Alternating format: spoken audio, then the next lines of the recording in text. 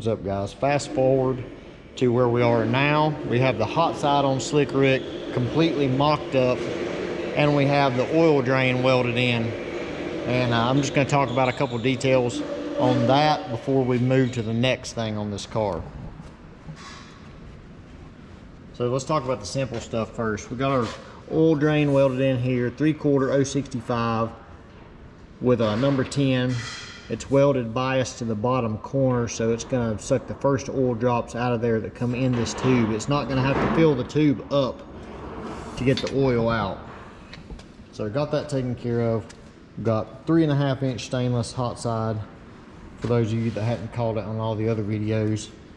This T7 flange, Matt, LS Nasty drew up. TKM machined it. TKM machined it. I think I said TKN. Anyway, the pipes are spread like that. Really gives me a good area to weld in here. The only thing with the pipes lean, or the flange lean like that, when you rotate the pipes, they get different elevations. So I rotated them like I did to keep the elevation the same on both 90s. So this one you'll notice is going downhill a little bit more than the other one. Obviously the other one's got a longer run. So I kept the spacing in between them wider because your fuel feed line is going to have to come directly to the fuel pump right here on the side. So I wanted enough space where there wasn't a risk of getting that line too close to the pipe. So the only thing really left on the hot side as far as the main piping is I've got to put a double slip right here, which I have ordered from Stainless Headers. There's not a whole lot of places you can get a 3.5 inch double slip, but they have one. It'll be here maybe tomorrow or something. But for right now, everything is just tacked together. I usually do this when I'm doing a hot side on a car like this, so I can walk by it for a couple days, look at it, make sure I still like it after a couple days of staring at it and thinking about it. And if I do, then I'll move forward. But it's always best to stop and just reflect on what you've done, because if you weld it together and then you just look at it one day and it's like, man, I didn't even see that a few days ago. This is like ugly or way off or something like that. You done wasted all that time welding it together. So I try to just stop short, give myself time to think, and make sure that it's what I want to do with the car before I finish anything up for good. I have no idea where I'm going to put the wastegates. A lot of people have asked that. It's just one of them things that's going to have to come with time as the setup comes together. I usually wait and do those somewhat last because I need to know what I need to work around. We got a pump coming for the oil drain, and it's going to go somewhere down in here.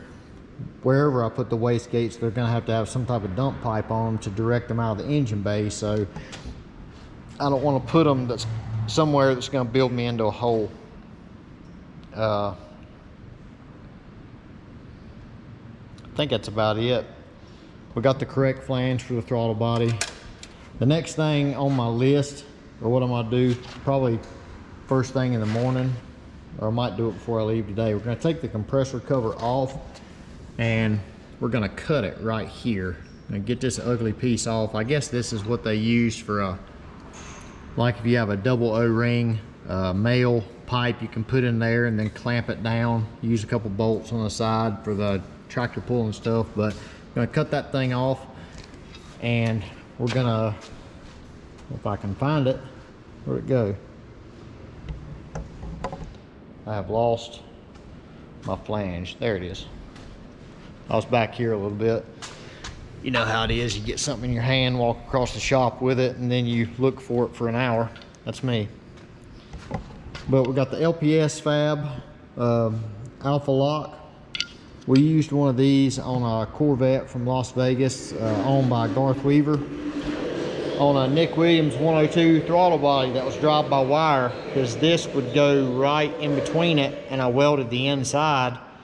And because the clamshell style wouldn't close. They wouldn't go in between the throttle body. So, but they would, but you couldn't get it off. So we ended up using one of these. So these are super nice.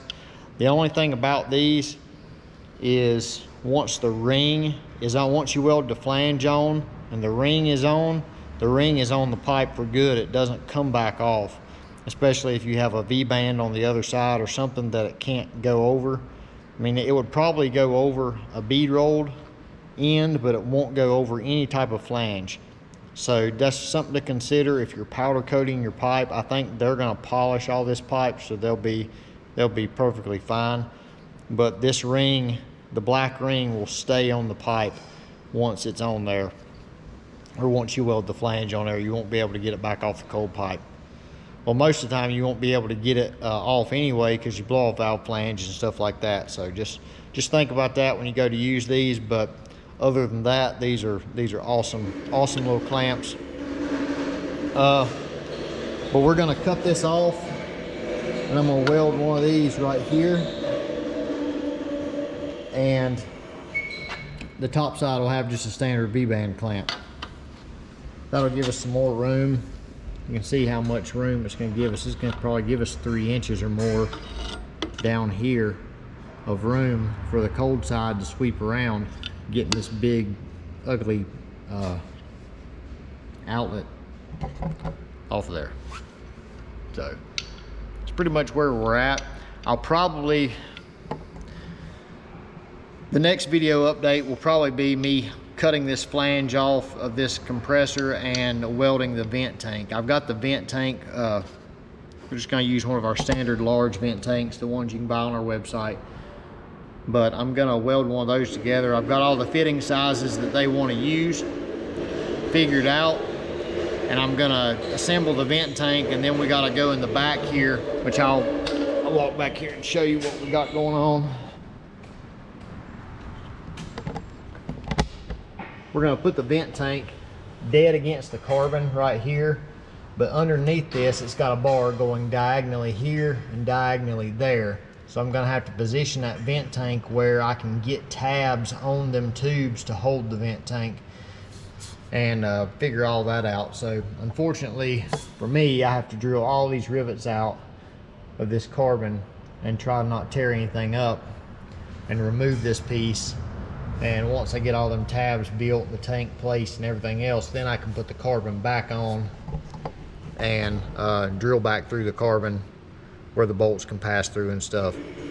But that's the plan for the vent tank. Then we'll run it out the Lexan. We've got the hatch laying over there. The hatch is kind of a pain in the butt to take off on this car. It's got really no structure in the middle. It's so lightweight, if you actually pick it up 2 people, it tries to fold in the middle, which that's, you know, Lexan ain't got any rigidity in it if it's really thin and stuff. In the back, I think it's just a piece of carbon. So it's got a lot of support on the car right here for the hatch, but it's just kind of aggravating to take all these things off if you had to take it off to access any of this back here. So I think they're going to put their battery in the passenger seat, which is going to eliminate having to get back here at all. We're going to put the drain for the vent tank is going to be underneath the car, so they shouldn't have to be back here at all, and that's the goal. It's just to keep everything back here hid and functional, and to where you don't have to take the hatch off. So that's your Slick Rick update of what's went on so far. I know I'm updating this car a little bit more than some of our other builds, just because I told John I'd keep the channel full of it, just because of his YouTube channel and the stuff he tries to keep flowing with content and stuff for cars that they got going on. So that's it. We'll come at you soon with another update. See ya.